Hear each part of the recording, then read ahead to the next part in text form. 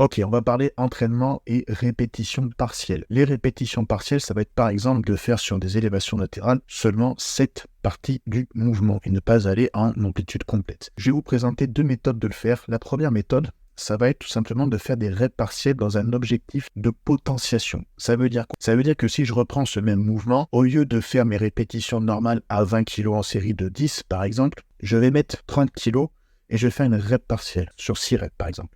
L'objectif derrière là, ça va être de prendre de la force. L'objectif, c'est de faire comprendre au muscle qu'il est capable de soulever plus lourd qu'on le fait d'habitude. Et donc, derrière, une fois qu'on a fini ce cycle de rep partiel, cycle d'entraînement, de prendre plus lourd que les 20 kg et donc nécessairement d'augmenter notre tension mécanique sur l'amplitude complète et donc d'améliorer notre potentiel d'hypertrophie.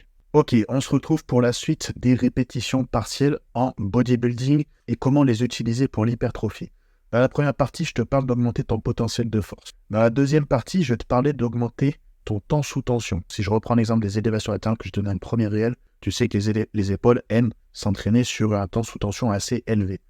Donc, tu vas quand même mettre lourd pour te rapprocher de l'échec. Et une fois que tu arrives à cet échec musculaire sur ton amplitude complète, tu arrives à 10 reps maximum, tu ne peux plus en faire. Tu vas rajouter des répétitions partielles avec le même poids pour augmenter ton temps sous tension. Le temps sous tension, c'est le facteur numéro 2 de l'hypertrophie.